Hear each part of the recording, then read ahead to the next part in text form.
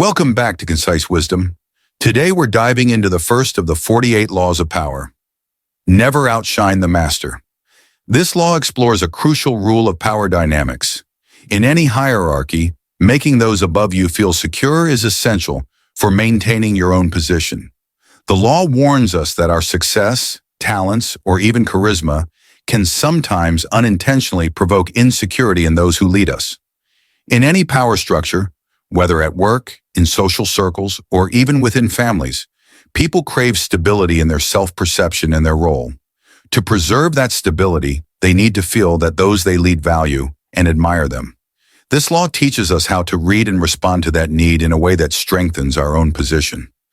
Robert Greene illustrates this law with a powerful historical story about Nicolas Fouquet, a finance minister under King Louis XIV. Fouquet was an exceptionally talented man, witty, charming, and capable of winning people over with his grace and generosity. Hoping to secure his place within the king's circle, he organized an extravagant party to celebrate the completion of his chateau, Vaux-le-Vicomte. But this wasn't just any party. It was a meticulously crafted event meant to dazzle the king.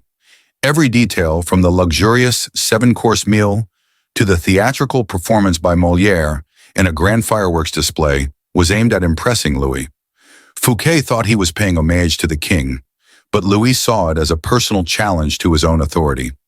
Instead of feeling honored, the king felt overshadowed and, worse, threatened by the ostentatious display of wealth and style. Soon after the event, Fouquet was arrested and sent to prison for life. His grand show, intended to win favor, led instead to his downfall.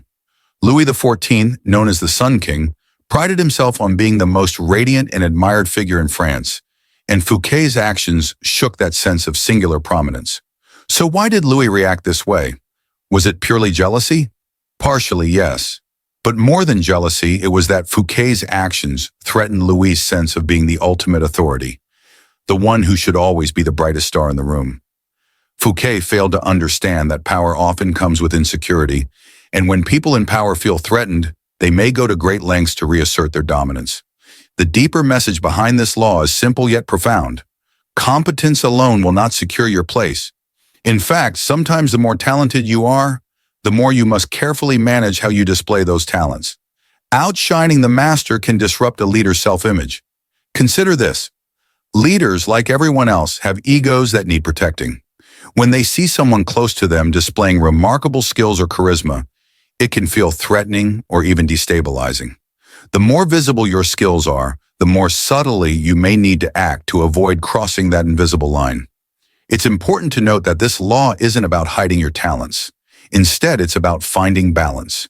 Using subtlety, humility, and self-awareness, you can ensure that your achievements complement rather than compete with those of the person you report to. Redirecting praise to your superior shows respect and loyalty, and it can ultimately serve you by increasing your own standing as a trusted ally. If you're strategic, you can gain respect without causing unnecessary tension. Imagine a more modern example. You're working on an important project, putting in countless hours to make sure everything is flawless. When it's time to present, you could easily take the spotlight. However, instead, you choose to highlight your boss's guidance as key to the project's success. You're not diminishing your own role. You're positioning your accomplishments as part of a team effort shaped by your boss's leadership. This not only safeguards your position, but builds your reputation as someone who understands the art of managing up. Your boss feels valued and respected, and you become seen as an asset who contributes effectively without making others feel overshadowed. In a social setting, or even within a family, we often encounter similar dynamics. If a leader, be it a manager, a family patriarch, or even a sibling in a dominant role, feels that you're stepping out of line by outshining them, it can create tension. The trick is to shine in your role without disrupting theirs, carefully navigating the line between admiration and envy and remaining on the right side of it.